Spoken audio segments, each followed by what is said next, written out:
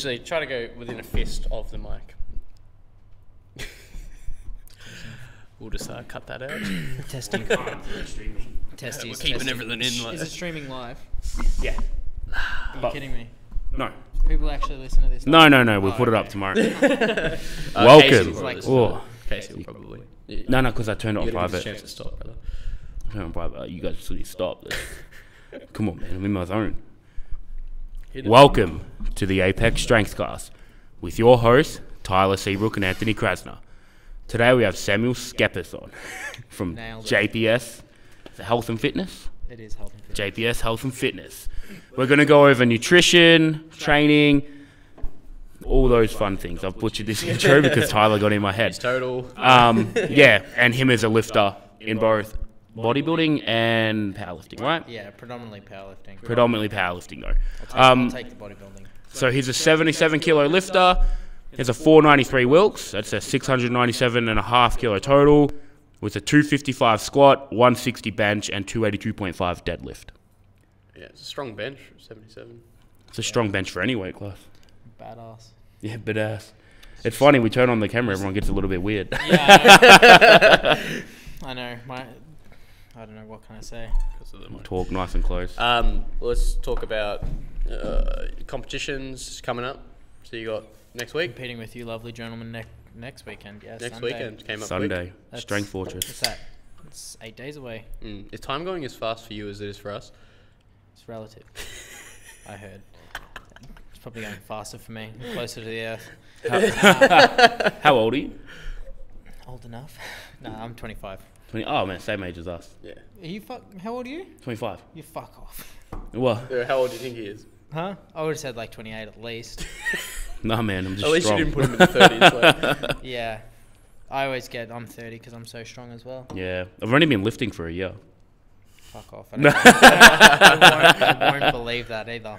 Yeah, it's only 2 years. Yeah. Imagine like open a gym, coaching heaps of people. Like, are you sure you're qualified to do that? Like, yeah, I'm strong, so I can. I know what I'm doing. I have the right credentials. I lifted heavy things. On credentials, what's your coaching experience? That segue. That was a good segue. My coaching experience, so I've been coaching since 2011 was when I was like a qualified coach, Cert 3 and 4. Obviously, everyone kind of gets into the industry or the game thinking that they know everything. It's a very quick reality check, hopefully, for most people. That Cert 3 and 4 doesn't prepare you for a lot. It 100% does not. So, yeah, my brother Jacob, he wanted to open up his own facility.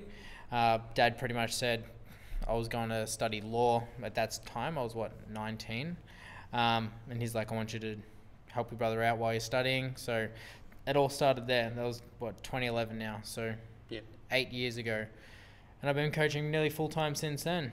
Is the JPS you started in 2011? Is that what? Yeah. So Jacob started the business just coaching out of Recreation Health Club. Yeah. And then after about a year and a half, I think it was maybe 2013 was when we opened up our first facility in Keeler Road in Nidri. Yep. And then, yeah, it's really just grown since then. So It's a good gym, good facility. Yeah. it is. Good comps. Spend a lot of time there. So Yeah. Did you finish your law degree? I did. I'm a qualified lawyer. believe it or not. What field did you specialize in? You don't specialize. People always Oh, ask you can that. see that annoyance. All right, what kind of law did you do? It's like when you study, it's like general practice. It's And like then you go into a specific it's when you like come out? like anything, going to university does not prepare you for the real world. True. So it was just learning about law. Did you work in the field at all? So I've done my practical legal training, and I spent a lot of time at law firms, working and learning, not as a paid practitioner. So I am, for all intents and purposes, an Australian lawyer. I can witness documents for you, and that is about as far as my legal skills will take me in a practical sense. No, not even a practical sense, just in a protected sense. Okay. I'm not insured. Yeah. So if I gave you advice, it's not legal. I have to disclaim myself and say it's not legal advice. I'm pretty sure you gave me advice before, so if that goes bad, I've got a law Do you have, firm. to, I'm be, just do you have to be joking. part of a practice to be insured or So- something? Or? You would have to be. This is changed to the Apex Lawcast. That's okay. We're just trying to learn We're about just you. interested in you. So you would have to, so it's like you do your study, which can take, I think it's a minimum of 4 years. So I did a double degree, which was 5 years. Then you have to do practical legal training, or what like it used to be called articles. So you'd pretty much go into a law firm and do further study that is more practical, right? Because you're learning from lawyers, you're doing managing files and things like that. So I did that through College of Law. That took about 6 months. That was online, and I had to go and do hours as well with a law firm. And then after that, you have to submit an application to the Victorian Legal Board, Victorian Legal Admissions Board. And they pretty much decide whether or not, based on everything, you're a fit and proper person and can practice law. And then you go to the Supreme Court, sit there and get admitted to practice. Yep. And then from there you have another 2 years of supervised legal training. So, you did a lot of this lawyering stuff Yeah, but not a lot. to not actually go into it. Why? Just before we go all the way in, why health and fitness over being a lawyer? What changed your mind? Nothing changed my mind. It was purely the development of probably my life. It's like I love the law and I love that whole industry. I do really appreciate everything that it taught me, because it definitely helps with running the business, which is primarily what I do now. I do a lot of coaching still, yes, but predominantly I am kind of just making sure that things happen in an operational sense for the business.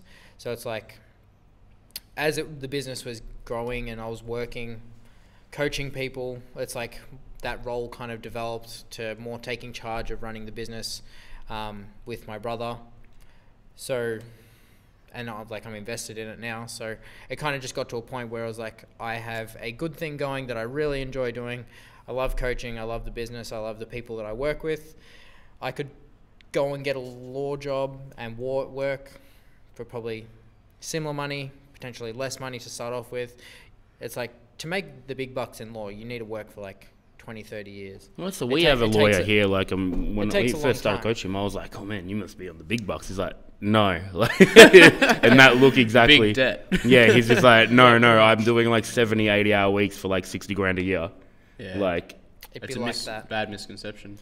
Yeah, it's a massive one. Like, I remember when I was in year 12 and I told my dad, who is a lawyer, I said to him, I'm going to do law. Jacob actually also did 3 years of a law degree. So we would have had a family of lawyers, but we have only one and a half, if you count me, in the family. But he gave me an article that was in one of the newspapers saying that they're in must have been 20, when did I finish? 2011. Must have been 2010. There was 9,500 graduates from universities for 600 positions or some stupid number like that. Jesus. Yeah. So it's there's so many people who go and do study, and I suppose this applies to really any industry.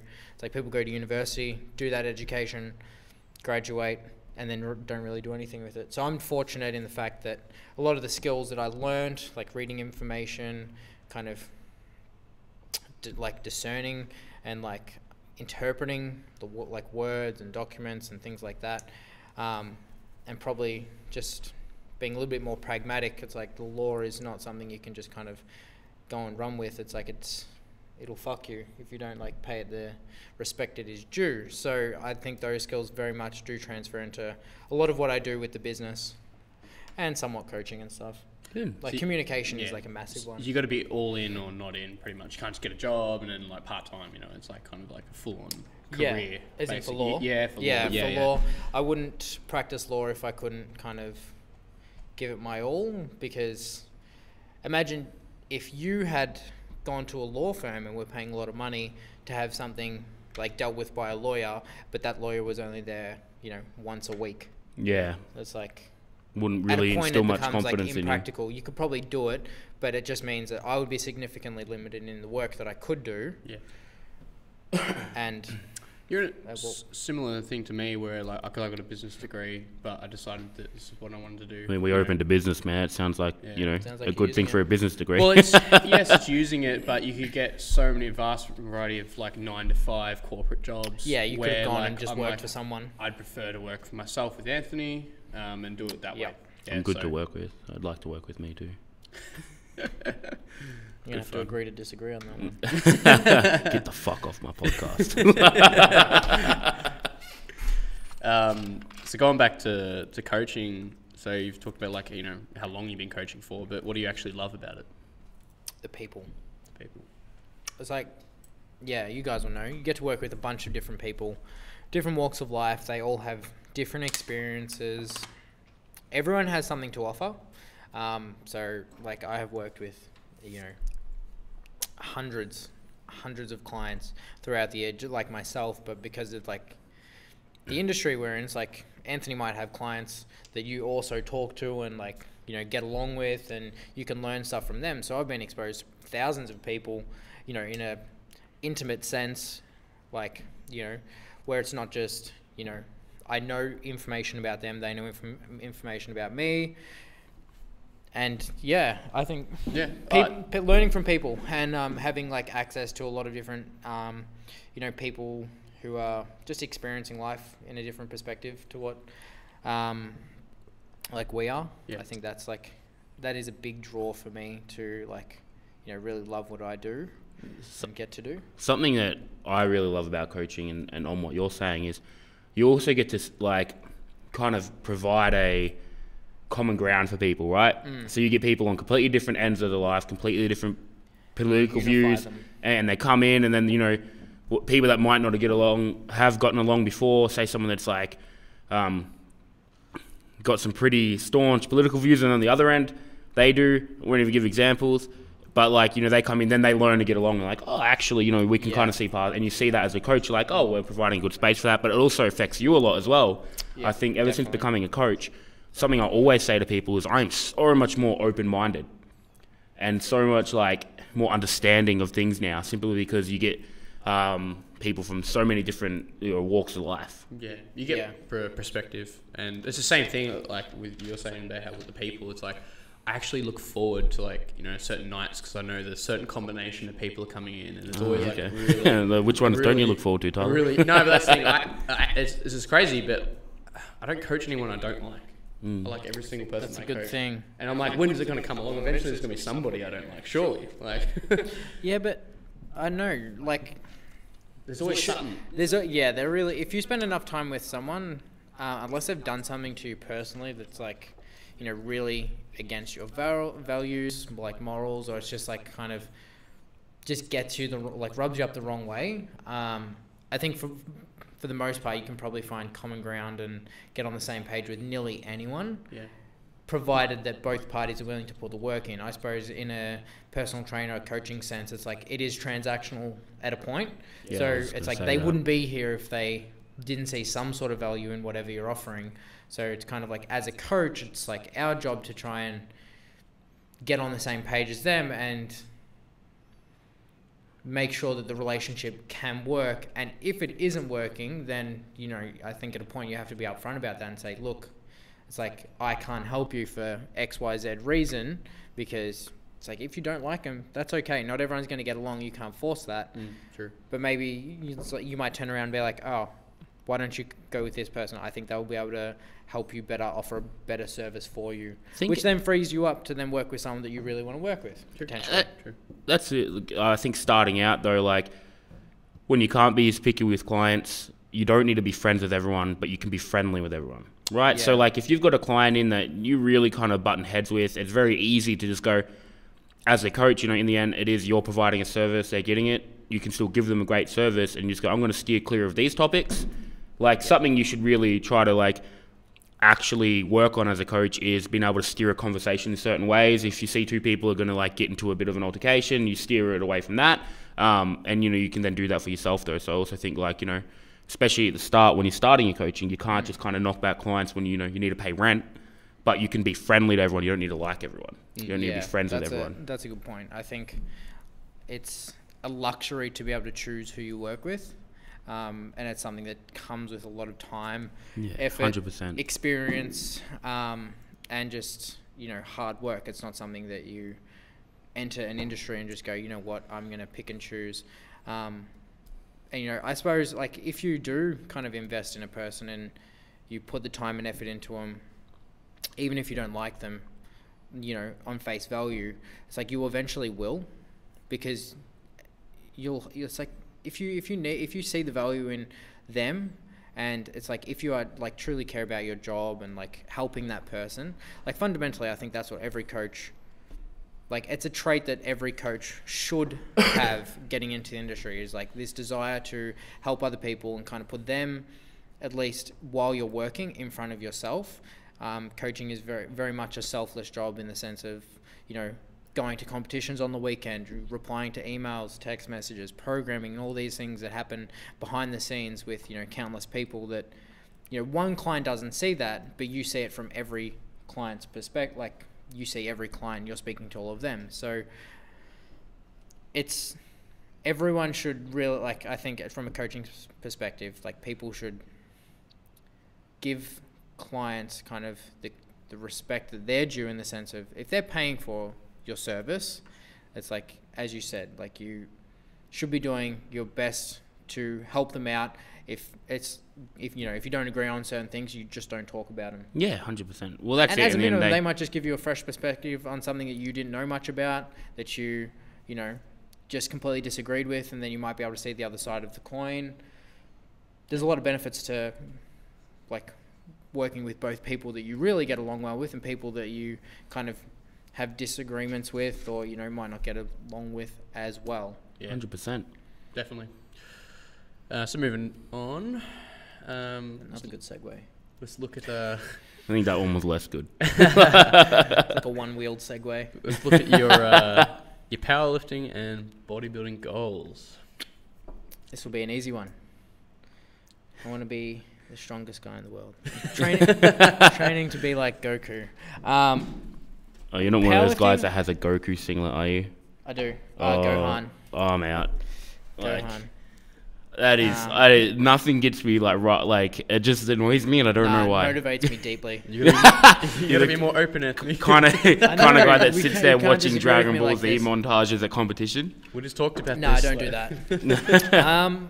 But to answer your question, my goals are to continue training and improving just as an athlete. I think in a general sense, who knows how long a powerlifting career will go. I would like to, my more immediate goals, I would like to potentially go back to back at nationals. Whether or not that happens is, I'll do everything that I can to make that happen.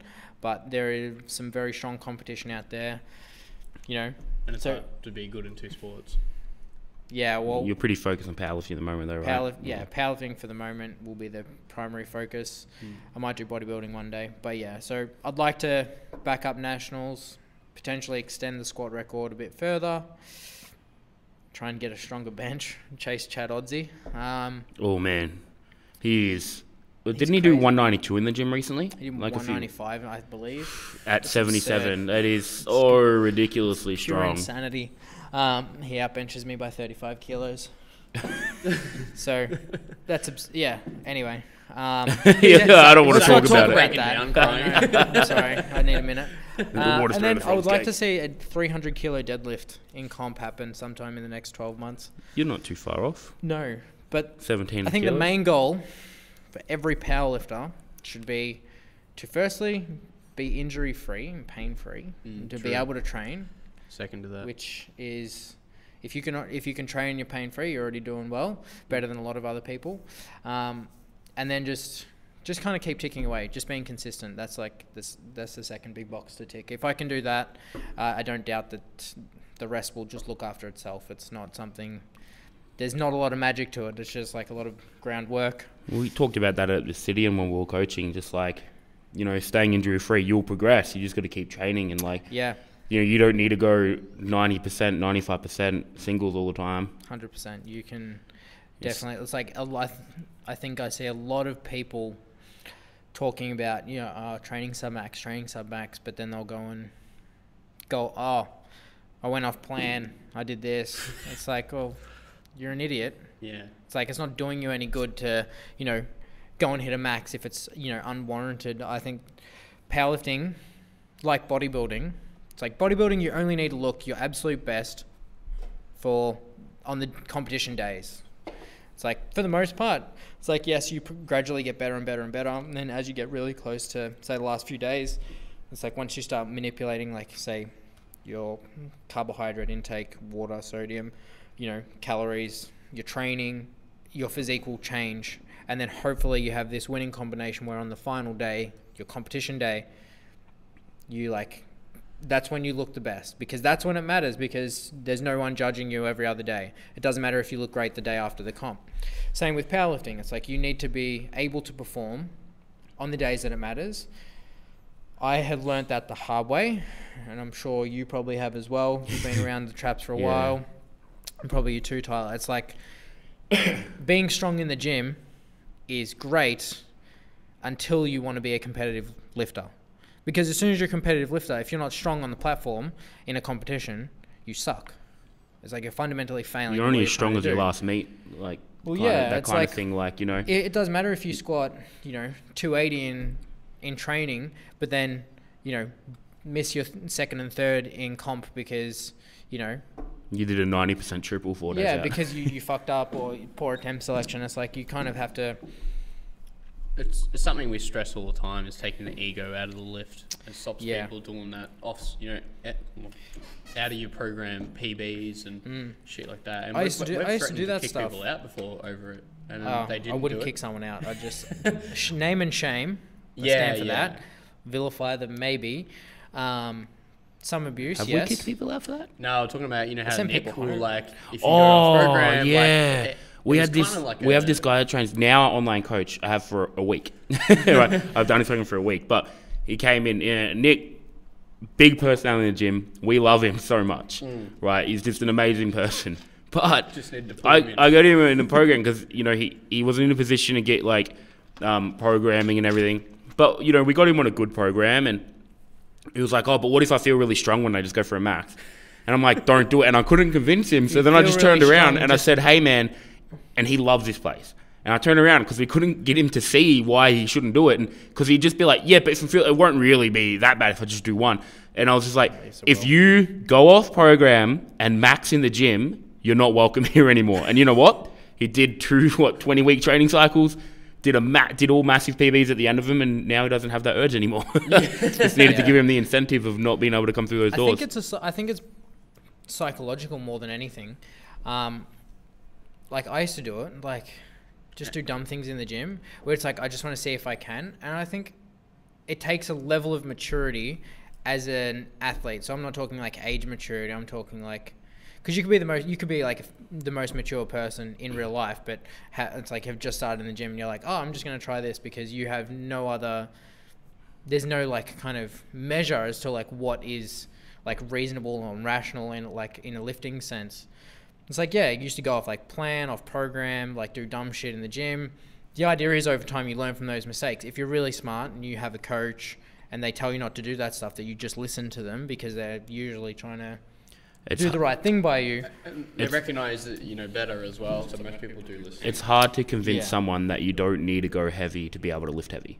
You Yes. don't need to be able to PB every week, 2 PB at comp. Like, Well, you can't PB every week. And that's it's the like thing. You should be getting better over time. You should be, getting, like, but you can't do everything that you've always done or have done in the past every single day. It's like, just because you have benched 200 before doesn't mean that if you walk into the gym on any given day, you can do that. it comes down to, like, you know, you can't train balls to all 1,000% all the time either. So, like, you can't be doing crazy AMRAPs, missing reps all the time. Like, Something's got to give. yeah, like, and that's something I was talking to Sam Hall about, like, yesterday or the day before. Is just like, you know, people think that's the only way to get stronger, like, because you see all these Instagram personalities and everything, or, you know, YouTube people going, you need to train balls to the wall all the time, and, you know, if you're not going to failure, you're not doing shit. And you're like, well, actually, you know, for the majority of people, that's less than ideal, and, you know, you're going to end up hurting yourself, you're going to burn yourself out, so then you get to comp, and, you know, like a lot of the Instagram lifters do when they're PBing every week or every couple of weeks, they're doing crazy rep outs, they get to comp, and they're way weaker in competition than in the gyms, because they're training balls out and doing stupid shit all the time. Yeah, it's a bad lifting culture, we can all agree. It's getting better, though. It's getting better. I think, provided, just getting buy-in from clients, like, when they want to do that stuff. it's ultimately, from a coaching perspective, in my opinion, that if you have a client who is driven to test the waters and go off the plan, you as a coach are charged with the responsibility of explaining to them why it is not in their best interest to do that. Yes. And it's like, provided you, it's like, and like anything, communication, it's like, just because you understand it doesn't mean that they will. So it's like, if they keep doing it, potentially they just aren't getting that point. You just might have to explain it in a different way. Yeah. And keep explaining it until they eventually just get it. Give me 12 weeks. Give me 15 weeks. Let me show you what you're gonna. Yeah. You know, you cannot PB for 12 weeks. Like in the end, and something we do a lot is like, we're like, 12 weeks, 13 weeks. What are you gonna lose by just trusting us for 12, 13 weeks? Like, it's actually, how long have you trained for? 3 years? It's not that big of a time, is it? No. Give us 13, and then at the end of it, like, oh, that worked really well. Like, and you know, my joints aren't wrecked. Consistent training. Yeah, I'm sure you've had this conversation with your clients before, but in terms of when to go up or down a weight class. Yeah, weight classes. I was speaking to Danny Lennon about this only like 2 weeks ago, and even you a couple of weeks ago. The only time in my opinion, you should go down a weight class is when you are like overweight. I feel attacked. Yes. I'm being very deliberate with my word choice here. If you are someone who has a significant amount of adipose tissue, body fat, Still and feeling it's like attacked. you potentially will improve your health drastically by losing body weight, then great, you can lose body weight. Also, if you're kind of on that end of the spectrum, overweight, obese, kind of, Obese. from a body fat percentage, you're not necessarily unhealthy, but you'll definitely improve health markers if you like lose weight. Yeah, see, and you won't lose as much strength either. So if you're like 35% body fat, yes, you're not going to that, take your strength. Yeah, that body fat is probably not doing anything for you. It's a very old school point of view, you know, bigger is better. Yeah. So if you're really overweight, obese, yep, great time to probably lose some kgs. If you are not, the only other time that I can probably rationally think of is if you are an elite level athlete who, it just comes down to risk reward ultimately. So for the overweight person, the risk is quite low because they're not pushing to, they're not going into uncharted territory where it's going to be very detrimental to their health. They're probably returning to a healthier state. Whereas for someone to drop a weight class, there are inherent risks associated with that.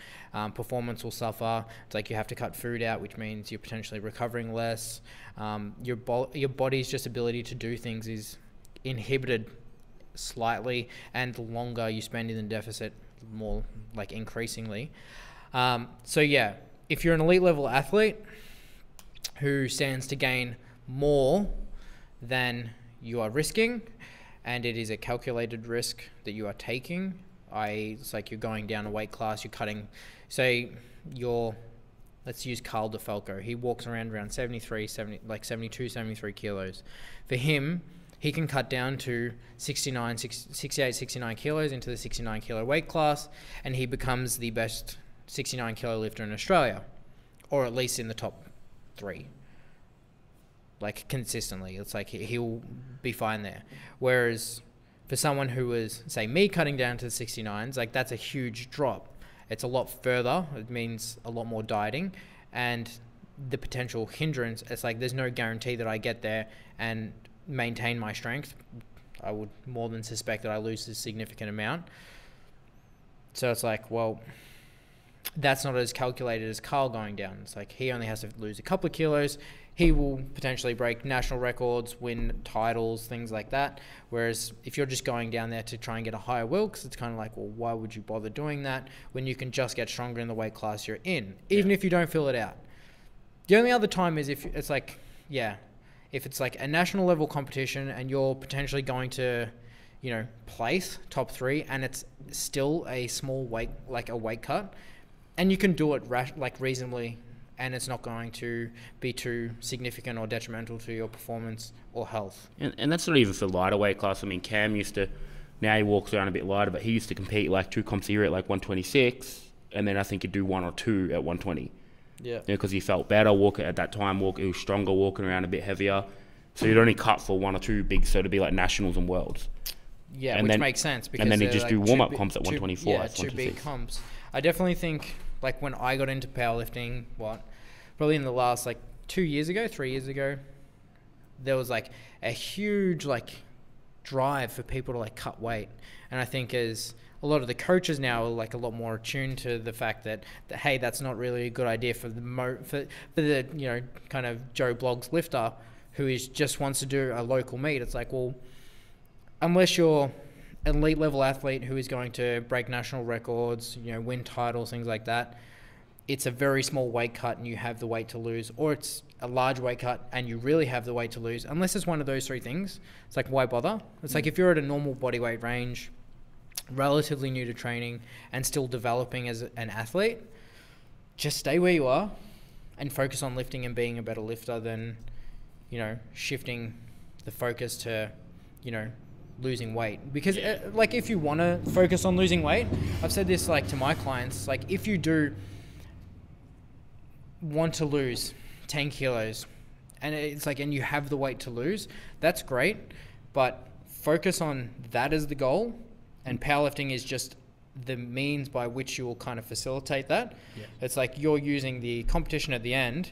Say we're competing in June. Great. Okay, we're going to try and lose 10 kilos by then. Making weight for the powerlifting comp is our main goal. We're going to compete on the day, but it's like getting to that body weight is the box number 1. Whereas for anyone who is not in that kind of that category, it's like just lifting is the first thing. Obviously, you have to make weight. It's a weight restricted sport. But people should focus more on lifting and being better, being stronger, making sure their body has enough resources to do good things than to just be like, oh, but my Wilks will go up. Because I've tried to lose weight. It's like I've cut down weight class before and it's miserable as shit. I wouldn't recommend it to anyone. It's easy to get caught in that trap though. Like I was like, especially late last when year, you're I was like convinced lifting. I should go 105s. No fucking. And you know, Tyler should go 105s. That's the thing. That's the thing though. And I was like, no, but I was like, you know, I'll look better. And, you know, I could probably retain a fair bit of strength. But that's another it was just simply like my coach turned around and just been like, you know, because I need a coach to keep me accountable as I go off the rails. I'm that guy that goes heavy for 10 weeks straight and it's like, why's my pec hurt? Right? Or why'd I tear my hamstring like before Nationals 2017? Like a little tear. And, you know, and he was just like, why? He goes, you're going to cut down. Yeah, you'll probably look better. He goes, but you won't be competitive anymore. He's like, you're going to go from, you know, potentially totaling 900 plus to just being Joe Blow who looks good but doesn't lift good at all. Yeah, I think that like performance hit would be massive. Illustrates the point of it's like the risk you take in dropping another 15 kilos to get to the 105s is not worth the reward. You might lose another 80 kilos on your total, but what does that do for you? It's like, firstly, you're weaker than you currently were or are, and you might go from being the top dog in the 120s to being kind of a nobody in the 105s. But yeah, you might look better. And for some people, they might want to look good, and that's great. It's like, I think people should Powerlifting isn't about how good you look. No, it's not. That's the thing. It's like, if you want, I thought it was all about. If you want to focus on like the way you look and you want to feel good in your body, it's like, I'm sure there are a lot of like athletes out there who do not feel comfortable walking around in certain weight classes, but it's like, that's what allows them to be the best powerlifter. So if you do want to feel good and feel comfortable, then do that. But then don't get upset if the results from powerlifting aren't what you want them to be. No, 100%. I'm sure there's a few super heavyweights who would feel that way. Yeah, I remember. Jesus, man, being 145, fuck, imagine being like 190. Yeah, like another level. I remember being at like in Worlds in like Belarus, and the 120 like plus guys were just like eating as much food as they could to like just make sure they kept their weight up. It's like, fucking sucks to walk around. Like, I feel like don't want to bend over and tie your shoelaces I remember and shit like that. Nationals 2017 is when we really cemented the cut, and it's because I turned around and I love all the guys I was competing with and that, and we're all good mates, but I was looking at them and they're all 15, 20 kilos heavier than me, 15 kilos heavier than me at the time, and they couldn't get their shoes on properly, and they're all like trying to get their shoes on, going, and I was just like, that's athleticism. Man, I don't want this. Like, this is, you know, that isn't a good life. Like, but you know what? Squatting 400 kilos would feel pretty good. Yeah, I think what we definitely need to solidify from all of that is that risk versus reward. I think like I've always based my training off that. So I've like, I never ever thought about doing steroids, for example, because the risk versus the reward was just never going to be there. Like unless you're going to be the best and make a whole heap of money to pay for all your heart surgeries, well then, what are you doing it for? You got the average people at average gyms who just like doing steroids, not realizing the effects are going to have long-term use. Like, it's crazy, right? And it goes the same way with weight cuts and doing that to your body. People have to understand that you're putting your body through a lot of stress. Just lifting heavy weights is stress, and then you want to put your body through weight cuts, water cuts, which is even more detrimental to your health. All these things, for what? And that's it. But the risk versus reward is going to be different for everyone, though. Like, again, we say Tyler being a 105, he wouldn't be happy as a 105. And you know what? Chances are, like, not now. Being a maybe 105. 10 years time, you wouldn't be. Yeah, maybe 10 years. But like, is that him going on to 105s and being uncomfortable and unhappy with the way he looks, is that going to make him a world champion? Probably not. Right? So that's not the reward from being It doesn't sound like he believes in you. No, I'm just realistic. We're realistic about genetics here. Right? No, like I'm not being a dick. Like we've had these conversations. Like I know it comes off as mean when it's not. Like at a point you need to be realistic. Like bulk up to 105s, man, he's going to be huge. He's going to be strong. Is he going to be totaling 840 or whatever it is you need to now to be a good 105? Like, no. We'd only find out if we tried. That is actually like it's a valid point, but like there is the point where you're like, okay, you're going to put your body through a lot. And so again, it's not worth going up there for you. And as I'm not, and Anthony's not, we're both not confident that I'd be the best at 105. Yeah, but I think like it just comes back to that point. It's like if your goal was to be the best lifter you could be and to be as strong as you could be in a weight class, it's like over time. Well, yeah, it's like over time. It's like you'll probably fill out the 94s. And it's like you'll work it out. It's like you have to just like invest into doing that. It's like that's the goal. So the reward is then having the largest total you can possibly have. The risk is potentially putting on weight in that kind of situation. So again, that's not a risk Tyler, because Tyler enjoys looking good. He enjoys feeling good. So then if you're not willing to accept that risk, then the reward just isn't worth it for you. And it's true that if for example, like if someone did want to become the best, they got to put in the work. And then dudes, if you want to compete, don't expect to be healthy. Like you can be as healthy as you can be. But you're always going to put your body through stress that you wouldn't have to if you didn't compete. Of course. And that's just a reality. And it's true that I wouldn't be happy as a 105. I wouldn't be. Yeah. But, he gets to 90 and he complains about how he feels. He's like, I'm so heavy, man. I'm slow. I'm like... When I was playing soccer, when I got up to 90 kilos, man, I was so slow. I was pushing everyone. Yeah, I nearly did. I was pushing everyone around. Though that was fun because everyone was like 70 kilos. And It's crazy. Where's that smooth segue, brother? Wouldn't catch me running around. No. Yeah, not anymore. I'm too heavy for that. In regards to like body composition, cutting weight or putting on weight, what's your tips in terms of dieting? My tips? And let's go into depth here. For most people, I would start off by probably getting a coach who knows what they're doing and is tried and tested in helping clients with their physique related goals or nutrition guidance. I think that is probably the best investment someone could make if they really wanted to manipulate their weight. Because if you're just if you're kind of just guessing and kind of fucking around with variables, I'm just gonna not eat today. It's like, well, that's not really a good idea. It's like people, I think for the most part, keto. People understand what it takes to lose weight. And it's like, everyone knows calorie deficit, calories, this, macros, but what it takes to lose weight in a more optimal sense, it's like people on the street just don't know that. And there's a lot of misinformation out there. So I think investing in a coach or someone who can guide that process for you and make the decisions, because ultimately we're going to be driven to make decisions that subconsciously are going to protect our existence and consciously. It's like it's like when you're feeling that, that little bit hungry because you've been dieting for 4 weeks, subconsciously you're going to be driven to go and eat a donut because that's what's going to keep you alive and out of a deficit potentially. Yeah. Whereas if you have a coach, someone to be accountable to, which like we all will know, it's like it makes a huge difference if you have someone who's kind of like steering the ship and all you have to do is kind of like follow instructions. So that would be like the number one tip, is like find someone who is educated, tried and tested in like helping like you or people achieve goals similar to what you want to achieve. It can't, like you see it a lot with lifting. People want good, tested coaches for lifting, whether it be bodybuilding, powerlifting, right?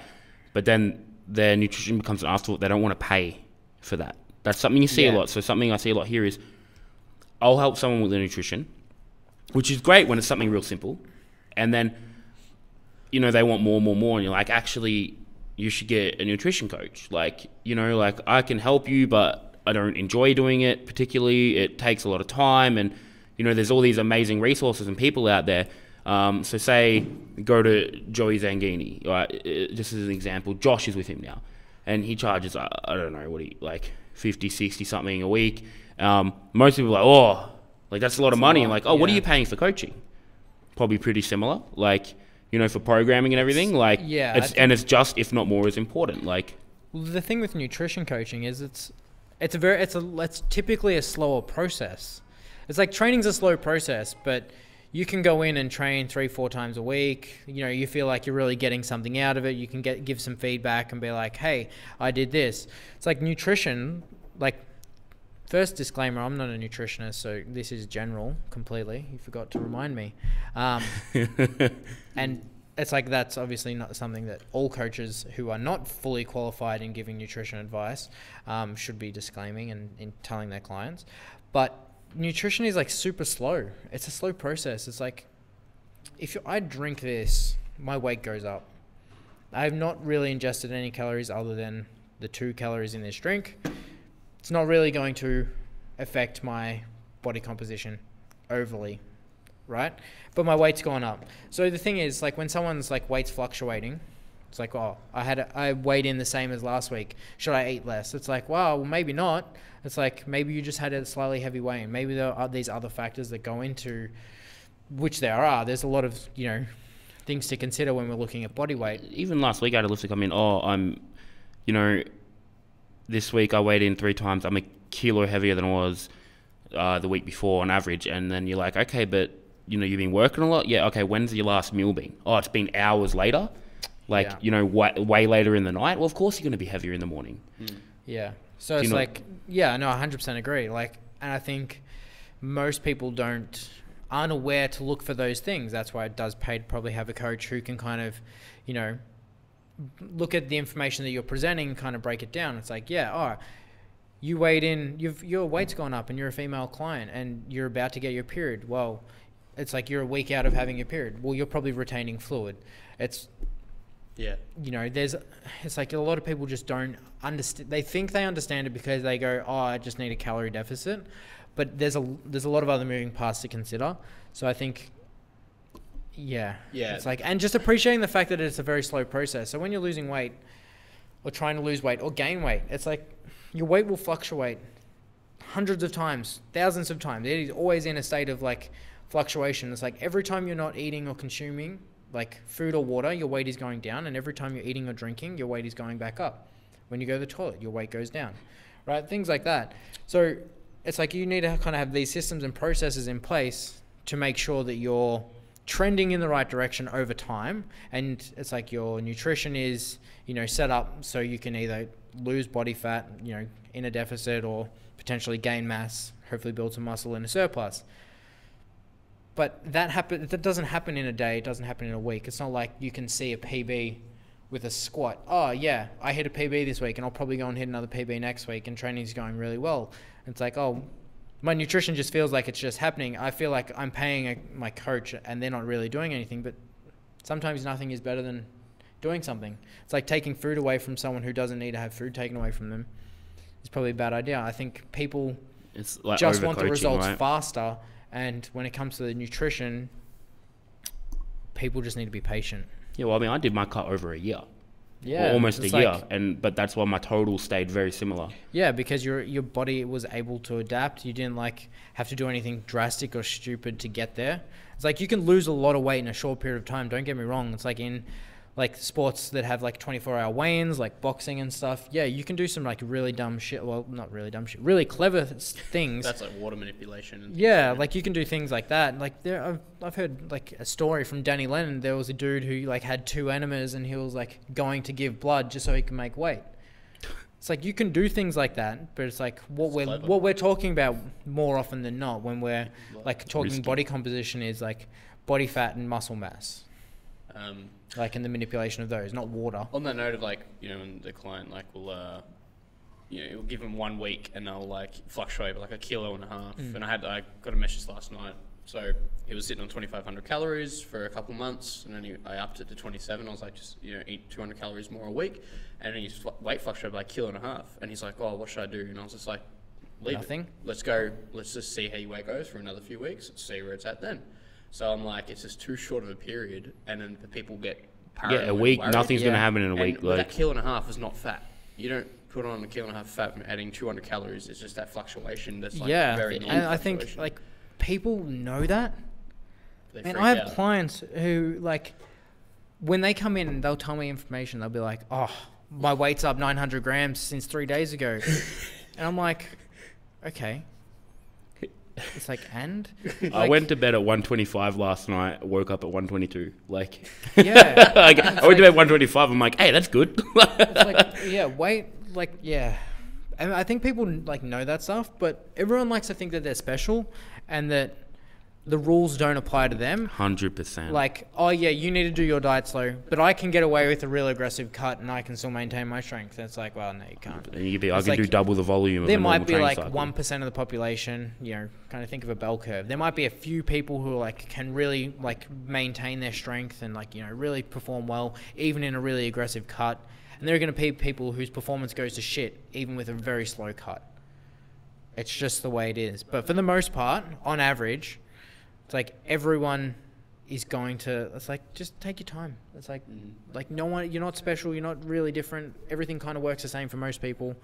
And on hiring a nutrition coach for that, for example, like you're then paying someone to worry about whether, say, if you are exception of the rule, which you're probably not, but say if you were, they're going to figure that out and they're going to adjust for that. Like, Yeah, it's like you'll have You're paying like for someone's high responders, expertise. people who, you know, we had a client who he's like the lowest calories he got to in like his bodybuilding prep or his like physique prep was like 3,000 something calories, and he weighs less than me, and he's around my height, and he probably weighed like 60 something kilos. That is like absurdly high. 3,000 calories and 60 something kilos. Yeah, to be like real, like he was shredded as shit. He was like, his calories were coming back up, and he was like maintaining the same like physique and like look and keeping like very low levels of body fat.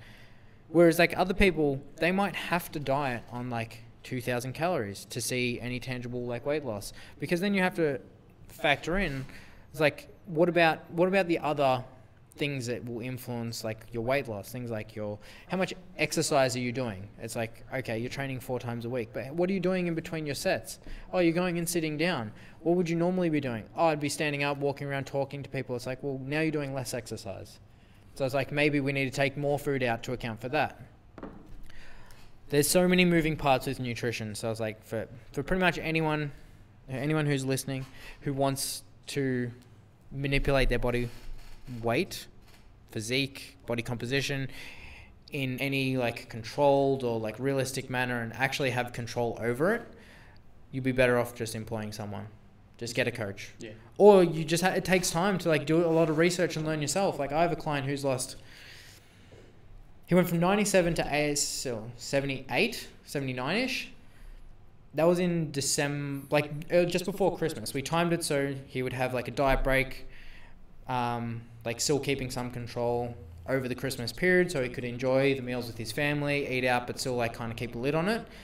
And then as of January, after he'd done like 2 or 3 weeks of like kind of just, you know, eating and trying to control his eating and keeping similar like habits and behaviors to what we'd built in his diet, going to a massing phase. He's only weighing 82 kilos now. And his calories were at their lowest, like 1,900. And that was only for a few weeks. but now his calories are like 3,000. Yeah. And he's still only 3-4 kilos up. So people actually go into that a bit more in terms of recomping. Recomping. Yeah. What would you like to know? Just general tips about it, like recomping. This is something like Whether it's feasible for most people. recomping is probably feasible for everyone at a point. Again, it's kind of like on average, most people could recomp. It just depends on your situation. Like, it depends where you're coming from. You know, say for this guy who has lost, 15, 17 kilos and he's coming back up, it's like he sent me photos of like when he got to, he was like 82, and then only a few weeks later he was like still 82, but his body looked considerably different. It's like he looked a lot fuller, his muscles like were he just had better shape. It's like he had blown up, like in a very small sense, which is like evidence that he's like recomping. His body is responding to his training and his nutrition. Like hopefully, if you're trying to put weight on or trying to lose weight, it's like if you're losing weight, it's body fat. If you're gaining weight, it's muscle mass. But obviously, we're not in a perfect world. But when it comes to recomping, like the main thing is to like make sure you have your nutrition nailed down, and you're just working at it consistently. Like, I don't think any extreme is probably not good for recomping, right? It's like you're not going to recomp if you're significantly low on calories, and you're not going to recomp if you're, eating 5,000 calories a day and your maintenance is 2,000, right? You're probably just going to get fat. You might look really good for like the first 2 or 3 days. Then after that, you probably start to feel really shit and just like look spilled over and like, and then you'll just start to get fat. Yeah. Because just the rate of like, gaining is just too high. So I think getting like, if we're talking recomping in the sense of like you've dieted down and we're coming back up, it's like getting the rate of weight gain to a reasonable increase each week is probably a big one. And just making sure you train hard. I think that's something that a lot of people, especially powerlifters, like get away from.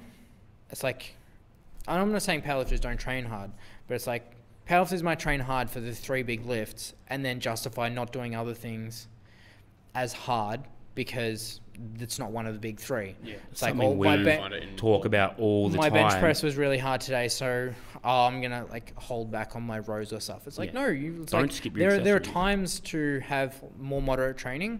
There are times to have really easy training. There are times where training will suck and you'll eat dirt. But hopefully you're going to come out the other side and hopefully you'll be better for it. I just think for the general population, even like just lifters in the off season, just like everyone could probably like just make sure you're training hard, like consistently. And like if there is a time where you're not training as hard, then don't train as hard. And if it calls for you to push yourself, learn to push yourself. Yeah. Because especially from like a body composition standpoint, it's like you're probably not going to see huge body compositional changes like if you're just doing like completely pure like that whole powerlifting kind of, I'm just doing like my heavy squats and it's like that and bench and some deadlift and then that's really it. And it's like you're kind of missing out on a lot of volume by just doing heavy work. Something we say a lot is it happens so much, don't use powerlifting as an excuse to not train hard. So people get caught up a lot in the science behind training, right? And like, if I do this, this, and this, X, Y, Z, I'm going to progress on the big 3, which is great. But then they'll skip things like rows. They'll skip things like training their arms, their shoulders, right? Because they're like, oh, it's not going to directly impact my squat, bench, deadlift right now. And you're like, yeah, that's the case. But, and we talked about this recently, you get better body composition, you build more muscle, you're going to get stronger. The other thing is, no matter who you are, you want to look better. Nobody walks in the gym and goes, I'm happy with looking average or as long as I just get a bit stronger. Like, I don't know anyone that's ever done that, right? But what happens is you see your numbers moving up and you just get complacent. It's easy to do that, right? So we have people all the time. Anytime we go to a competition, and you guys probably get this too, is they go, hey man, how come everyone's getting so jacked at your gym? How come they're all coming in and getting jacked? And you're like, well, they do their main movements, and then we make them smash accessories, real short rest times, and train like bodybuilders on their accessories, right? Like they're not just sitting, it's not taking them 30 minutes to do 5 sets of rows. Mm-hmm. Do you know what I mean? Like, we're making them train hard and we're improving their body composition, and, you know, we're doing a lot of hypertrophy work, and they're not skipping it. They're not being late. They're not, you know, say if they could do a bent over 100 kilo for 10, well, they're not then just doing 60 kilos and going, oh, I'm doing my rows. No, they're training just as hard, if not harder, on their accessories as they are on their big barbell movements, you know, on the big three. And that's something like even my online guys notice is early on in the program, you know, you're not going to be killing yourself on squat, bench, and deadlift, but you're going to be going crazy on your accessories. Yeah, I think like especially with accessories, for the most part, they're less systemically fatiguing or damaging, stressful on the body. Definitely. Like, you do your heavy deadlifts. It's like, it takes a long time for you to probably warm up to that, to acclimate to those weights. You probably need 5, 6, 7 minutes between sets to even be able to do like another set of 3 or 4, where it's like you can do leg extensions. Like, this is a good example. We always use it like at like JPS, like when we're talking like with our coaches and stuff. Leg extensions are it's like, I have never seen someone really hurt themselves on a leg extension. It's like the risk of like injury is like very low, unless it's like you've done something wrong, like to your knee, or you're really like not concentrating. Yeah, like you can push yourself quite hard on that. And I think for most people, it's like, firstly, just follow your program. If your program calls for a challenging set of rows or a hard set of rows, whatever you want to call it, like an RPE 8, make sure you work to an RPE 8 and not like, oh, yeah, I didn't quite feel it, I'm going to pull back. There will be times, like, and this is where it like comes down to open communication with the coach. It's like, sometimes Lyndon, who is my coach, I'll be like to him, you know, in the past, like before nationals last year, it's like, if I had hip thrusts, 2 sets of 6 at like 135, if I was absolutely cooked, like, and beaten up from like my training, it's like, for me, I was like, loading the bar up and doing those 2 sets is going to be more fatiguing and less worthwhile than what they are worth. So I would not do them. But for the most part, it's like, you do everything. There should be open communication with your coach. You should be following a program or a plan because it's there for a reason. And if adjustments need to be made, you make them like with your coach, like in an open dialogue. You say, hey, I don't really like this exercise. I can't do it well. I don't feel it where I'm supposed to be feeling it. It hurts me in my X, whatever. And then you adjust. But training hard is like a big one for body composition. And I think just making sure that you're not kind of going through the motions. And it's like, especially in like a powerlifting prep, like as you get closer to a comp, it's like you will probably do less accessory work, and that's fine. But it's like, and I'm sure like most of your clients and like most of our clients at Gem Pop, most of your clients are probably not competing in the next like few weeks. So it's like, yeah, you can probably push hard on like movements that aren't squat, bench, and deadlift and get away with it and progress. And if you develop an entire athlete, remember, it's like, you don't want to be just this deadlifting machine but have like no chest, right? Yeah, well, it's like, it's the big three, right? Yeah, it's like, everyone should want, this is me like putting my ideologies on other people, but I would say most people should be aiming to develop their entire physique, not just picking and choosing because, I really like bench pressing, so I'm just going to focus on bench pressing and I'm going to neglect other things that will still improve me as an athlete and as a competitor. 100%. And don't use, say, being a good bencher, or don't use being shit at benching as an excuse to not train hard either. Yeah. That's something you see a lot. Yeah. When someone comes in and they're like, I'm a shit bencher, my bench is going nowhere. Do more bench. Yeah, do more bench. And also train it like you train your deadlift if you're good at your deadlift, right? Don't come in half-assed, take 10 minutes between your bench sets when you don't need to, because then your bench is going to go nowhere because you're not, training with conviction.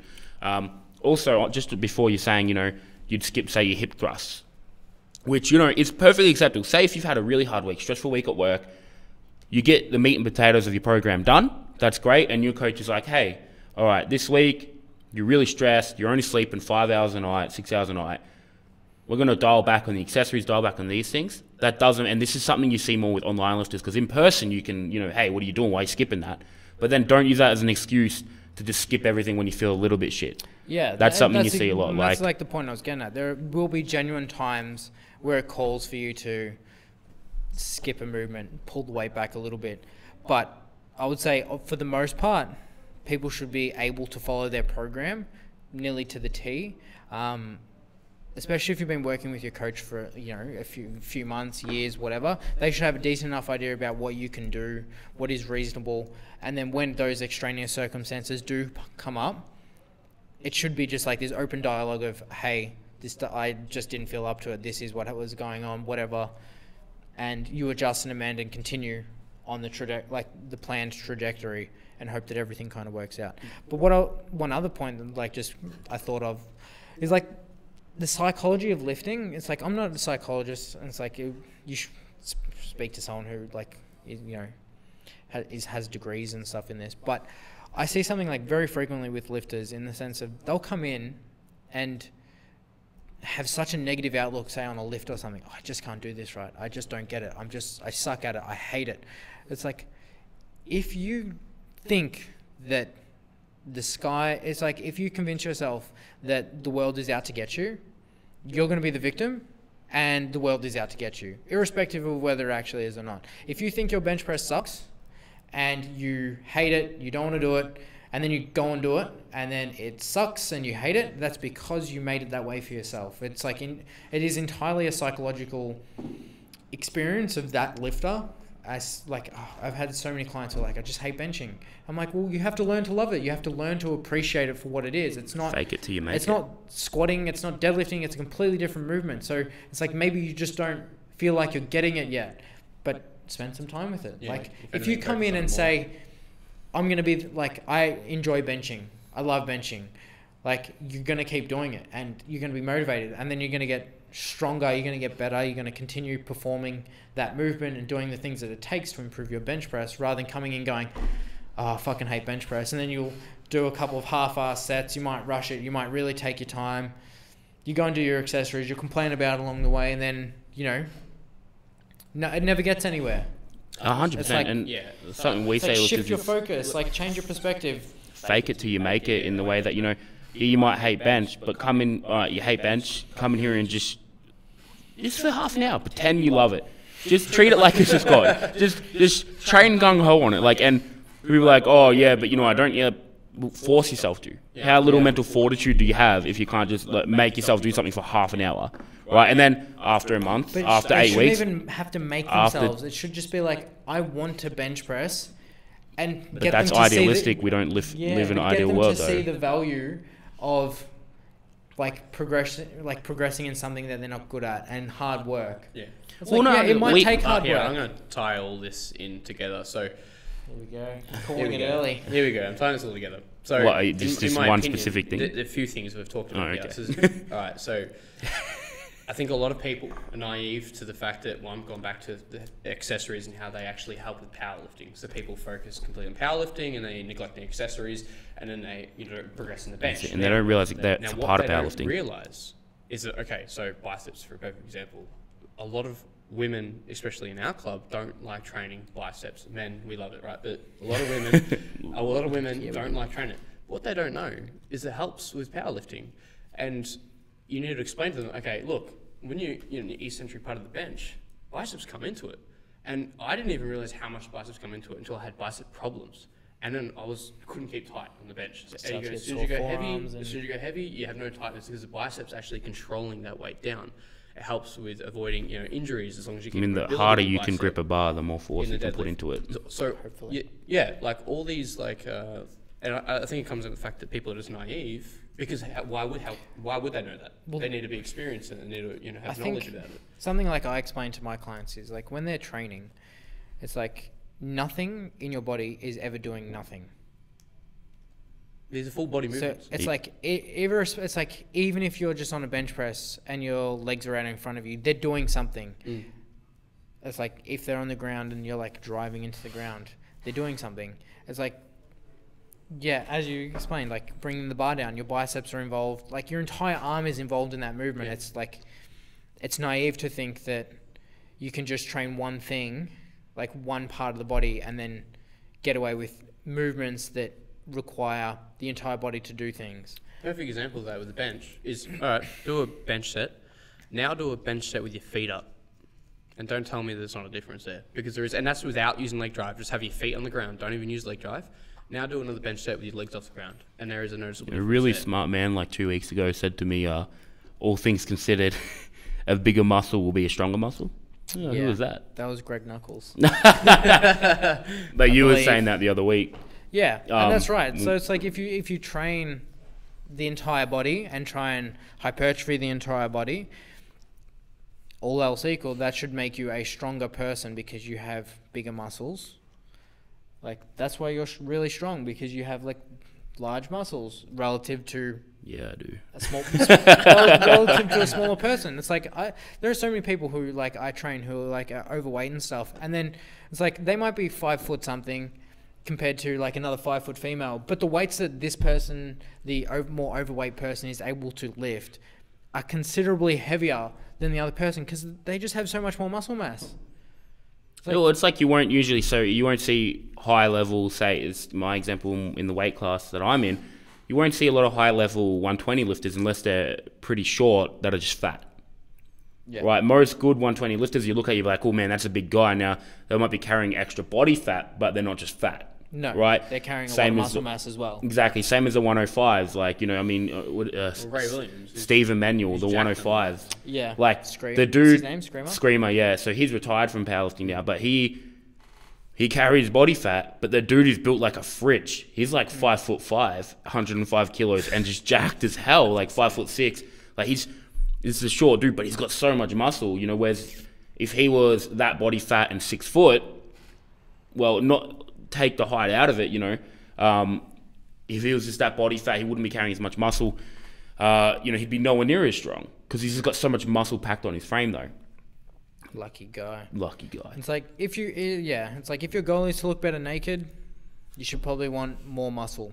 Therefore, you should train hard, train with enough volume, and hopefully over time put on some muscle mass. If you want to train for performance, you should still train hard, try and put muscle mass on, and perform better. Yeah, and also don't worry too much about body fat then in that regard. So being a higher body fat, you're going to be able to perform better, for example. Yeah, more often than not. It's like then you talk about low body fat, yeah, but then you tie back into like, oh, it's a weight restricted sport, so you can't just get fat. Yeah. Yes. But if you're 12% body fat and then go up to 18% body fat, but only put on a kilo or two, you're not going to. You're not going to be super unhealthy. You're not, but you're not. No, you're definitely going to go. No, but if you're 12% at 85 kilos, and then for some reason say you're then 20% at 85 kilos, you're not going to lift more. You're going to lift less. Well, because you're not carrying as much muscle. If you stay the same weight but you put on body fat. Yeah, do you know what I mean? Body fat doesn't help.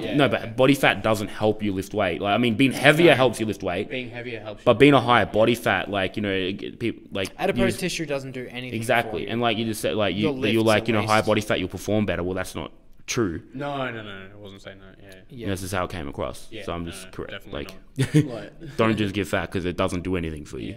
And being there, done that. Never endorsed that. Yeah.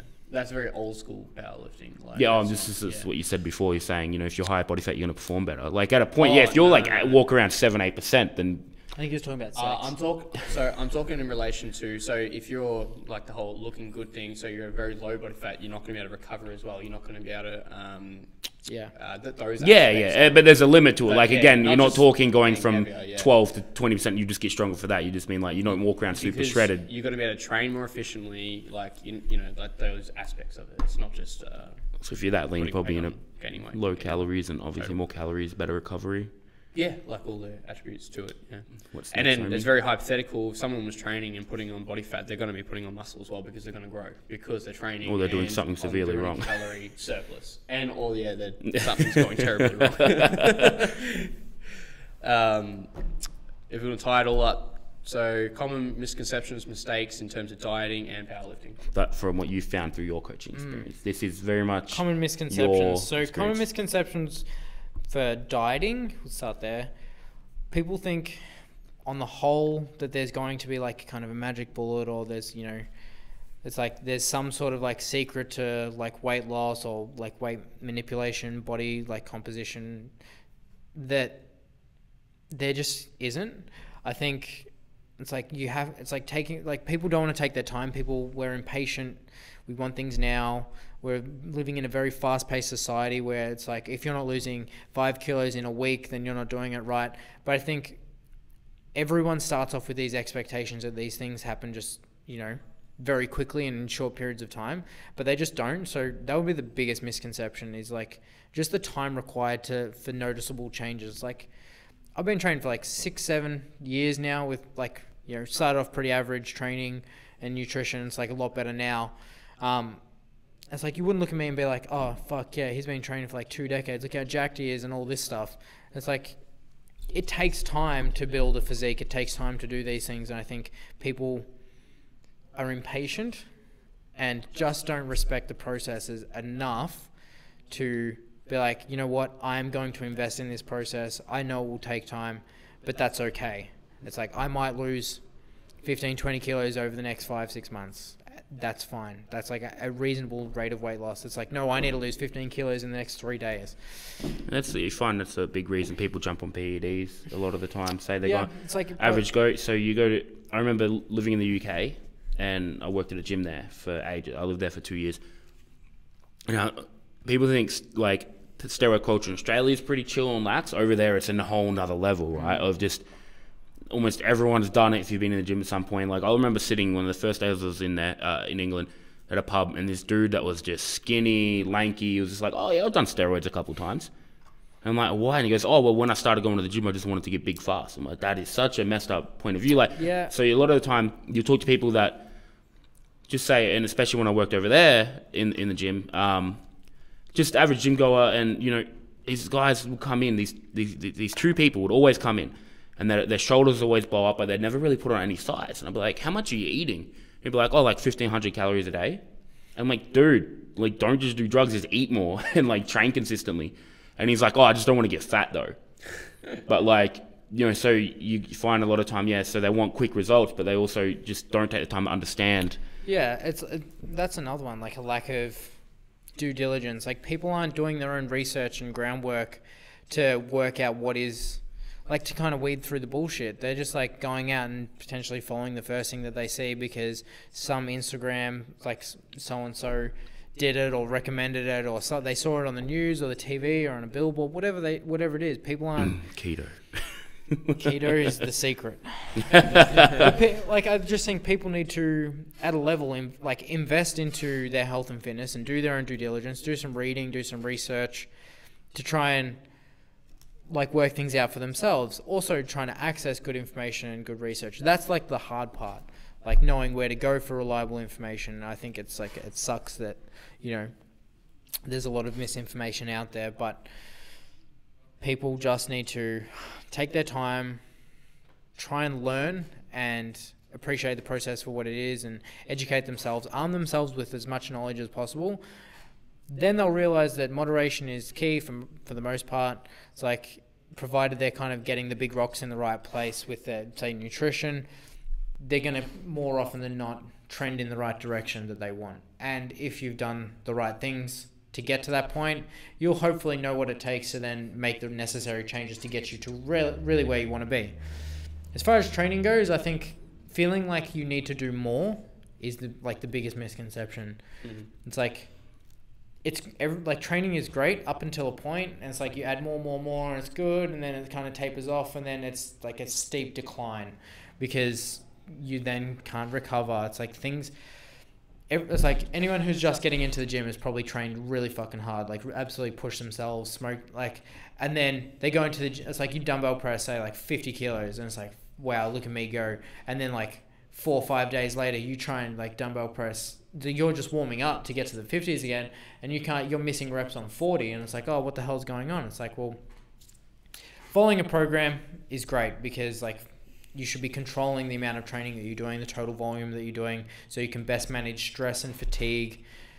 And if you're doing that, then hopefully your like training blocks are kind of going to be linked together in a like systematic and planned way, so you can progress from point A to point B, whatever that is, over time. Mm-hmm. But I think making sure you train hard, but don't overdo it. Just finding that sweet spot of training is the other thing. It's like, don't do too little, don't do too much.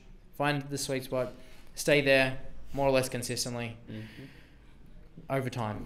as much as people like to hate on online programs, a lot of the time it's a good first resource. As in, like, 100%. you've done your research. So people like to hate on it. You get like, oh, you're on it. Like, you go to a gym, people are like, you're on it. Oh, what an idiot. But you're like, actually, that's going to be a lot better than going in there winging it, and just kind of doing trial and error for 3 years, spinning your wheels. Yeah, Because there's going to be structure.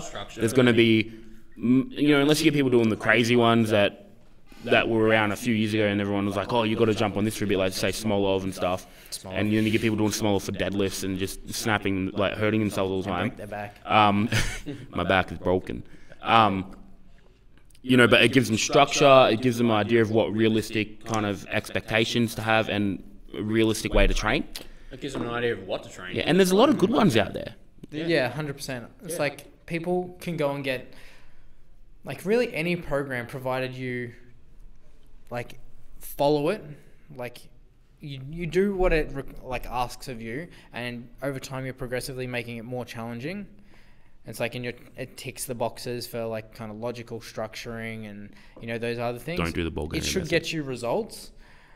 And there's definitely some garbage programs out there. There's definitely some that are just kind of like, oh, one size fits all. And if you're an individual, like a unique case, which more often than not, everyone is unique. Well, everyone is unique, but hopefully like you can find a program if you're just starting out that is doable and feasible for you. It's like you don't have any injuries. You don't have any like limitations to like equipment and stuff that's going to prevent you from then executing it properly.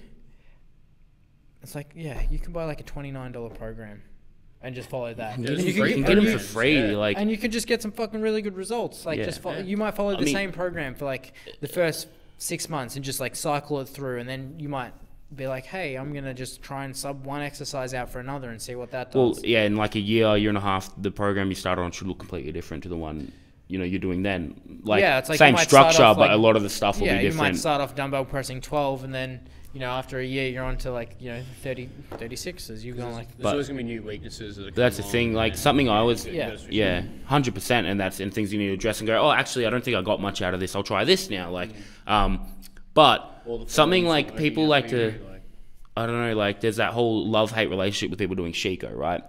But if you download the iOS app, there's the beginner ones and the intermediate ones that are manageable. And it gives you good structure. Now, one thing I always say is, you need to add in more things, obviously, like for hypertrophy and everything and accessory-wise. But if you're looking for a base, like, squat, bench, deadlift style of training, don't go, everyone likes to go, I want to do the advanced ones. I want the stupid amount of volume. No, do a reasonable one that's not crazy. Don't get the XLs online because they're ridiculous most of the time. But actually, if you look through the app, there's a lot of them are really well structured, and that's what you need when you're starting out or when you're as an intermediate. You'll just progress from proper structure and proper periodization. When you're starting out, you just need to do general training and just like build a foundation. Like there's no magic, just like consistency and hard work. And I think so many people just want their, like, I wish it as well. I wish there was something like special that people could do so they could just get these like absurd results. And there will be people who don't respond as well to training and people who respond really well to training. But when you're starting out, people should really just like build a foundation. They shouldn't be like starting off being like, I just want to have the biggest shoulders in the world and doing exclusively shoulders and nothing else, because chances are that's going to create problems down the track for you. That it's like then you get a shoulder injury and then you can't do the one thing that you love. It's like build a foundation, build your entire physique, build like your strength up in a logical, like, realistic manner, train hard over time. You can't go wrong doing that. 100%. That's about it. So balanced training and consistency. Yeah, consistency over time. If you get your big rocks in the right place and just put in the effort, over time the results will look after themselves. Yeah. And even maybe one day they'll squat 300 kilos. Yeah, and if you don't get the results as fast as someone else, it may just mean that you need, something different. They're on steroids. They're 100% on steroids, and you should be too. They're probably on steroids. Anyone that's stronger than you is on steroids. Yes. Or anyone that's weaker than you just isn't training hard enough. That's it. Or it's just going to be a longer period of time you got to train for to achieve whatever it is you want to achieve. That's so reasonable. It's too really simple. It's just It's too disgusting. simple. We're sorry, guys. It's just, that's all we can offer you. Yeah, it's too simple. This is what you're paying us for. Any tips for new lifters coming into Get a coach. Training and nutrition. Definitely training. Get a coach would be the number one. And then find somewhere good to train that has a good environment, atmosphere, good people who are going to foster a positive development of a new lifter. It's like, I think we are a product of our environment. It's like when you start lifting at a commercial gym around people who don't understand training or just train balls to the wall, and it's like if you're not vomiting at the end of a session, then you didn't train hard enough. It's like, don't find something that's completely ridiculous. Try and find a facility or a gym where you can meet people who are like-minded, similar goals, train alongside them, build relationships. Because if you have relationships and ties to a gym, it's you'll keep going back and it'll help you stay motivated to do whatever you've set out to do. If you go to a gym and you're just you're the only thing motivating yourself to get there, it's when you're not motivated, it's going to be so easy for you not to show up. If you have a gym partner, it's that's fucking great. It's I used to train with my brother. It's we pretty much do not train together anymore, but it's he was the reason I started training. And no doubt, the reason we both consistently and continue to train over the last 7-8 years, because there was someone there who was making sure that you went, making sure that you trained. If he couldn't be bothered, it's oh, come on, let's go. If I couldn't be bothered, same thing. We literally had a whole podcast just on that topic. Which you'd know because you watch them all, right? Yeah. Importance of training partners. Yeah, it's good. It's it really is important. It's finding a good gym, finding someone to train with or people to train with would be the next thing. And then new lifters following programming, making sure that they can train pain-free, getting advice from people who are reputable, those things. Yeah. Someone's going to know something you don't. I have. 100%. We're boring you. No, I'm just I'm breathing fat. You don't want How dare you use that as an excuse? You can't say anything. Not going to make weight. How do you retaliate? Yeah, come on, You guys. keep saying you're not going to make weight. Are you actually not going to make weight? No, I'm 2 kilos over. Oh, you shit that in. I'll just legitimately. My plan is I always lose 2-3 kilos from deload. I think I've already lost about 1 from information. And if I'm about 1.5 kilo over the day out, I could just food manipulation, just gut weight. I don't want to water load or anything. Could do an enema. Yeah, maybe an enema, and then shit myself on squats. That'd be fun. Take a bunch of laxatives. Yeah, that's a great idea. That's my number 1 tip for anyone who wants to make weight. Yeah, I keep joking about not making weight, but statements I made, just take laxatives and enemas. I'm actually not worried about it. I'm 2 kilos over. That's less than 1%. Oh, it's about 1% of my body weight. It's not that bad. That's a tiny amount. I think, what's Wilk say? 4%. 3%, 3 or 4% outside of a few days. Was it you convincing me to train heavier when I was about 118? Train heavy? Heavier than, because I remember I was training at 118 before Worlds. You're no, you need to be 122, 123. Oh, because you're under? Yeah. Train a little bit over, not a little bit under. Yeah, we had multiple conversations about your weight cut. I remember when you were coming down. Telling you not to weight cut, water load for the first one. I was you don't need to. And then I did it and I regretted it. Yeah. There you go. You should have heeded my advice. And you know what? I do now. But now you've learned a valuable lesson. Water loading fucking sucks. It's too bad. He still broke a national record. Yeah. As he does. There you go. Yeah, you're better than most. It still wasn't a good experience. I remember I was walking around 123 morning weight, which is fine. I could have done that without water loading. Yeah. But then I did it and I wanted to try it. What did you weigh? I weighed in. How far under? No, you're. Oh no! I ate a little bit before. I weighed in 119.9, but my morning weight was. So your lowest weigh-in. And see, again, for weigh-ins, it's you should time it. If you're water loading, party cutting, doing an aggressive weight cutting method, you should weigh your lowest, as your weight's coming down. It's weigh-in time. Your lowest weigh-in, refeed. Yeah. You overcooked it. That's why you're able to eat beforehand. So, yeah, exactly. And then what happened... Which is at least better. So what happened was I weighed 119.9, but my morning weight was 123, right? So right now my morning weight's about 122.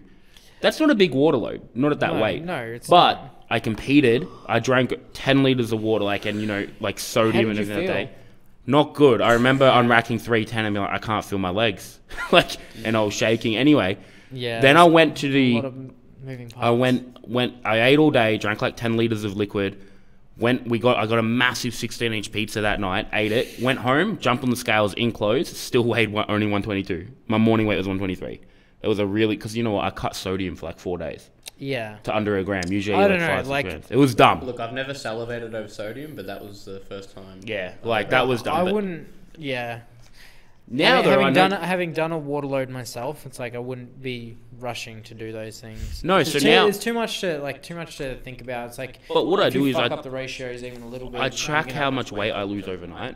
So so it's like manageable. And then so you know now what to expect. Yeah, so now I'm sitting at about 122. I expect to get to about 121 just from deloading and tapering.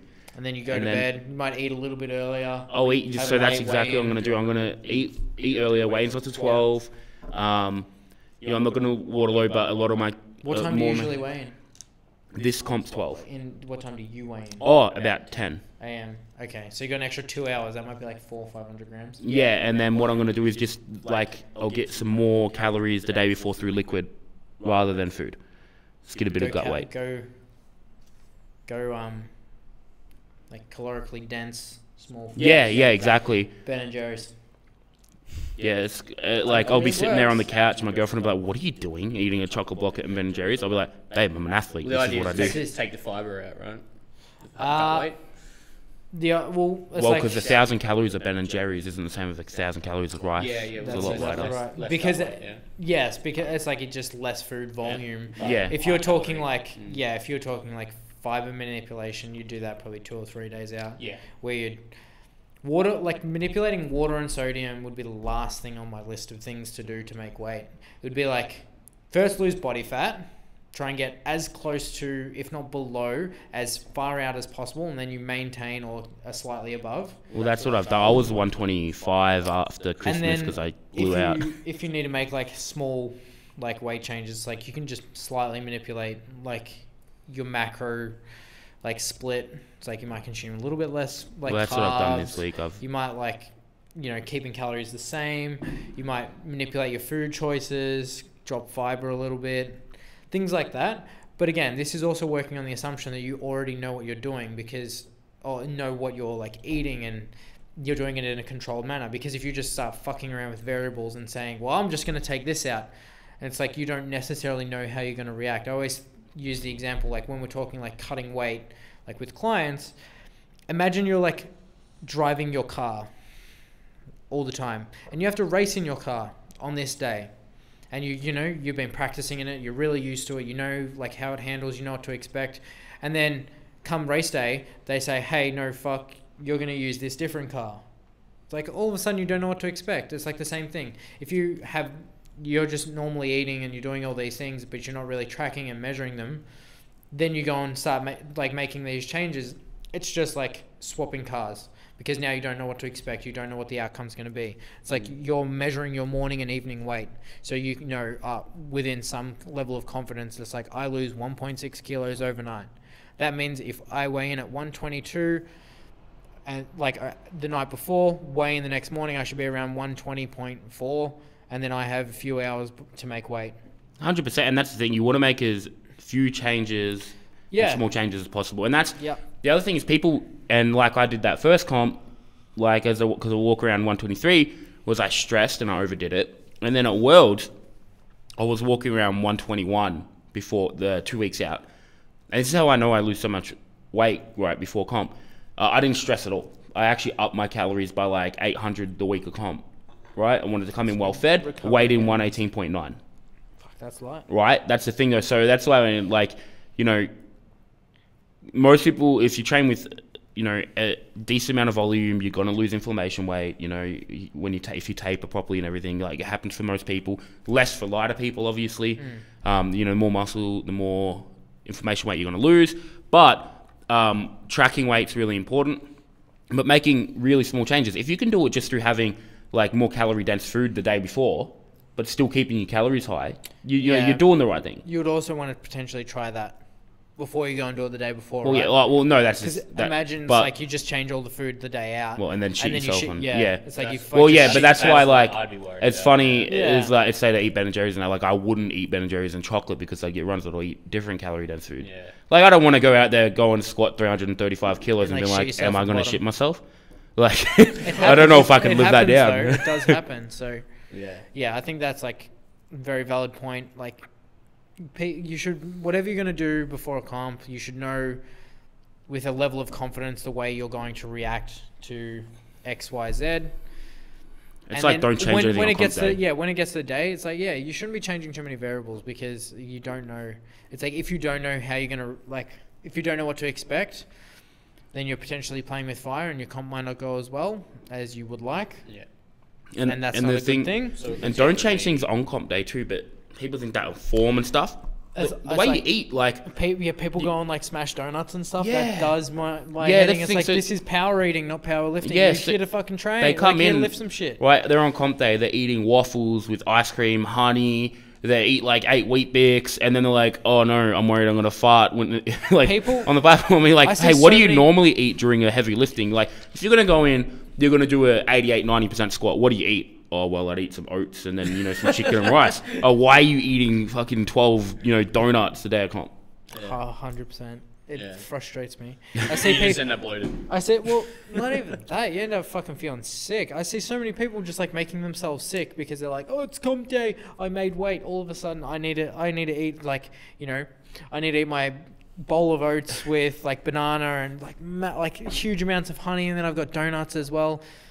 Yeah. It's like it's like a novelty. It's like you're here to to compete in a sport, not fucking gorge yourself on foods that you feel like you deserve because you made your weight. It's like if you like didn't want to have to cut weight, register in the heavier weight class. Yeah, and that's the thing, and it adds in so many variables. So yeah, you're gonna be worried about potentially shitting yourself, throwing up. You're gonna feel sick. Gastrointestinal discomfort. You're It's going to a real feel thing. less than ideal, so you're not going to lift as well. So it's going to raise your comp day Focuses out. anxiety as well because Well, you don't think feel about how the good. belt fits on you. It's like if you go and eat and you don't feel it's like you eat or drink too much, and then the belt's like a little bit less comfortable. You feel like it's pressing on your stomach, and it's like, oh fuck, I might vomit, I might shit myself.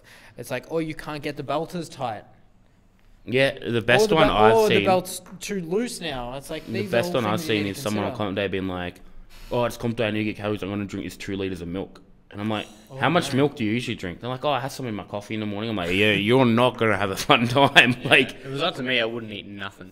Like, I hate eating. Yeah, on you comp Yeah, don't. but you don't even need to eat on comp day. You might just don't, take. yeah. I you- just you might- try not to, and everyone's like, "Eat something." I'm like, I don't want to. It obviously depends on like what time you're lifting and like these other things, but it's like you could time meals around competition. It's like as a minimum, I'd recommend like trying to get some like carbohydrates in some way, maybe potentially throughout, especially because like meats can take 2.5, 3 hours, 4 hours get depending some on. salt in there.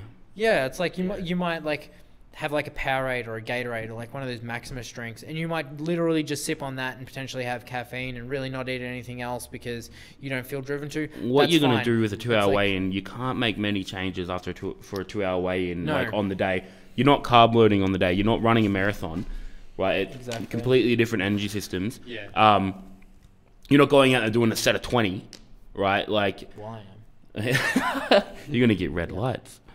I'll get whites on the first one, then just Yeah. That's the thing, yeah. You don't need to load up. So now on comp day, what do? I go in there. I think I eat like some Vegemite sandwiches. I have some Wheat Bix. it's like after- with the you, scoop of you have, protein, like, 'cause that's a what I system normally in eat. place as to what you normally That's eat. what I normally eat. Like You in just the go morning, and I replicate it. eat a scoop or 2 scoops of protein with some Wheat Bix. Yeah. Right, because milk doesn't sit Proudly that well with sponsored me. by Sanitarium. Oof. How many do you do? I did 20 once and felt so shit. Not at comp though. That was here for the coaching course. My girlfriend fucking smashes Wheat Bix. Yeah. They're actually great.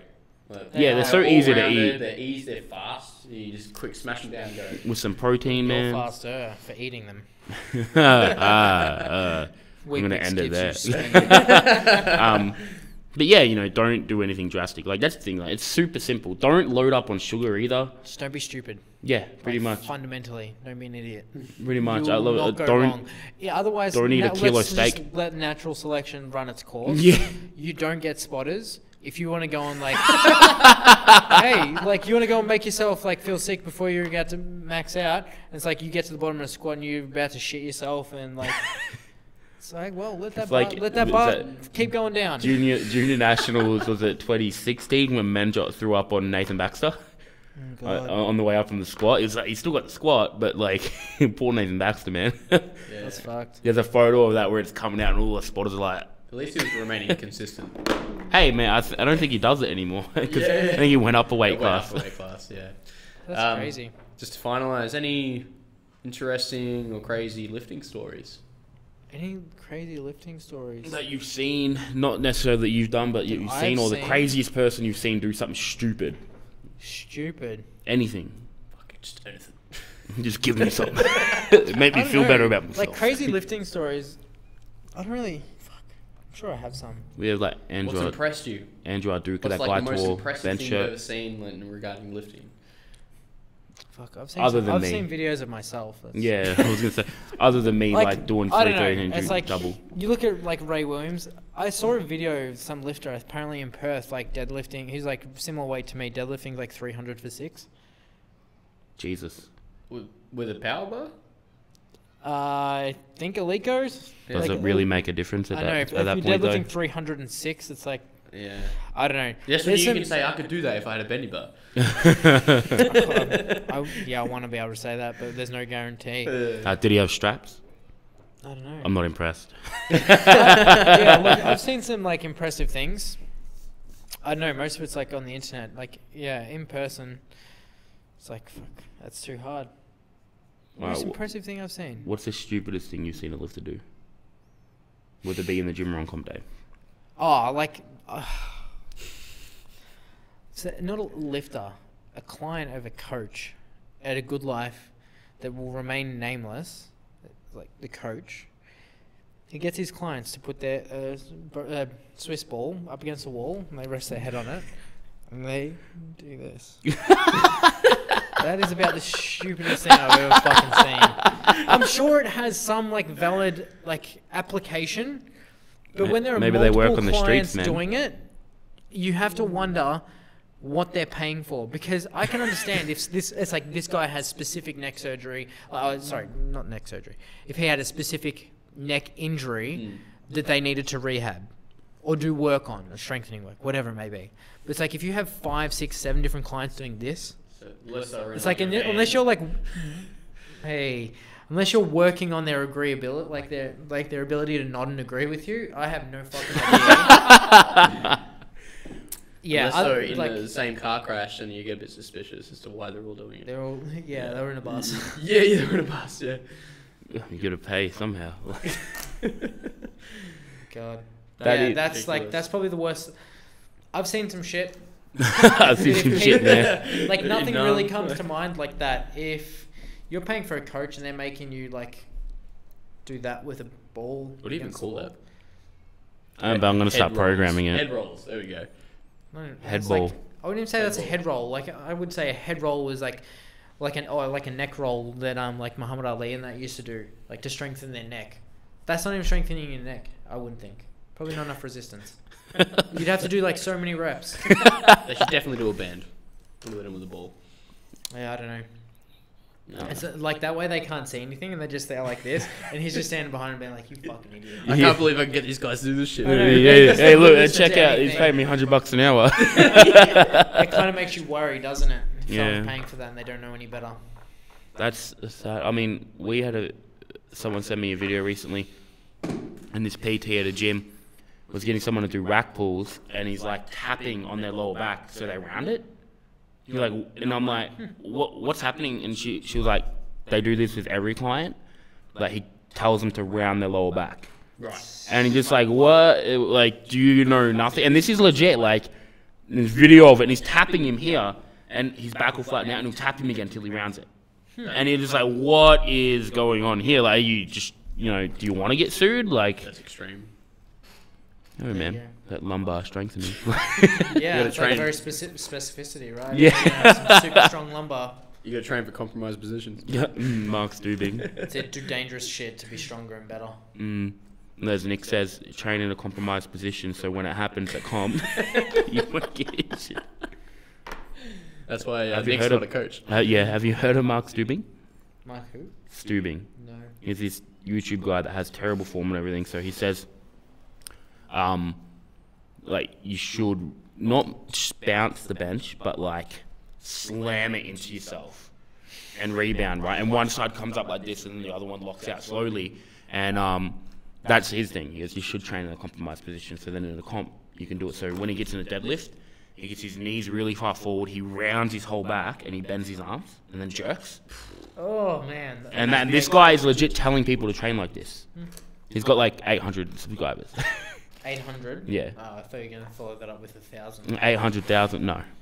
Yeah. It's very At least niche. there's only 800 people watching your stuff, and hopefully they're just watching it and laughing. Yeah, So, I think that. Basically, when you're looking for, knowledge, make sure you get it from different points, not from just one person, because that can happen. Not Mark Stubing. Yeah. You need like fact checking. You need to And if you feel, cross-reference that shit, man. that's actually a good tip though. If you feel uncomfortable, that's something a coach is making you do. Look it up. You Ask should people. be telling your coach that I'm not comfortable doing Yeah, this. and tell your coach. And also, like, if your coach goes, oh nah, because of this, and you still like you're not sure, it doesn't really make. Just look You it up. shouldn't be Ask in someone pain. else. You shouldn't be If in you're pain. if you're at a gym, so if Tyler makes you do something you're not comfortable, come ask me. Or if I no, but vice versa. Vice yeah. versa. You shouldn't be lifting in pain. That's just the end of the day, because that is always got your body's trying to warn you there's something going wrong. Right. We're done. Wisdom. Plug, We'll leave it plug there. your Insta. Plug your gym.